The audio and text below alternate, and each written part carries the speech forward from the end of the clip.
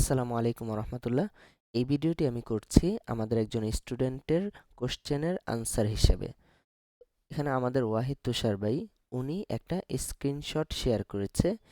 স্ক্রিনশটটা হচ্ছে আপনাদের সেম রাশি যে যখন কিওয়ার্ড গ্যাপ থেকে কম্পিটিটর রিসার্চ করবেন, অর্থাৎ কম্পিটিটরদের ওয়েবসাইটে কোন কোন কিওয়ার্ডগুলো ব্যবহার করা হয়েছে বা আমাদের কিওয়ার্ড গ্যাপগুলো কি কি এগুলো দেখার ট্রাই করবেন, তখন এখানে এরকম একটা ইন্টারফেস আসবে। ঠিক আছে, এখানে এসে সে এই যে আনট্যাপডে ক্লিক করেছে, আনট্যাপডে ক্লিক করে একটা স্ক্রিনশট নিয়েছে।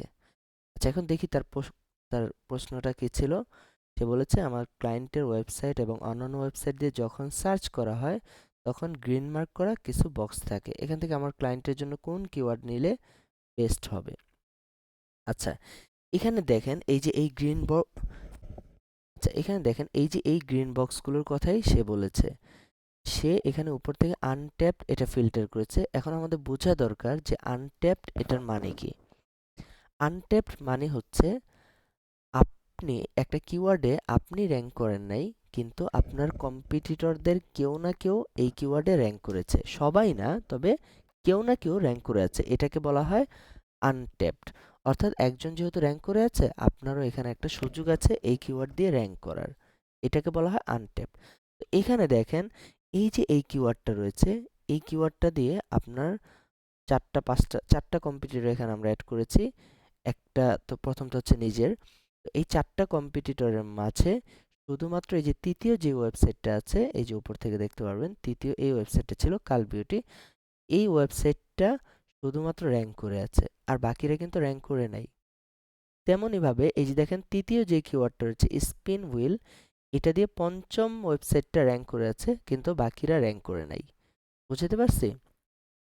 তার দ্বিতীয় কোশ্চেনটা ছিল, দেখবেন অনেক কিওয়ার্ডের জন্য 50-70 নাম্বারিং করা থাকে, সার্চে দিলে দেখা যায় সেসব কিওয়ার্ড কম্পেয়ার করে ওয়েবসাইটে পেজে 50-70 বার ইউজ করা হয়েছে। না, বিষয়টা এরকম না যে একটা কিওয়ার্ড 50-70 বার ইউজ করা হয়েছে দেখে এখানে 50-70 নাম্বারিং করা হয়েছে। এই যে এই নাম্বারিংগুলোর কথা মনে হয় বলা হয়েছে।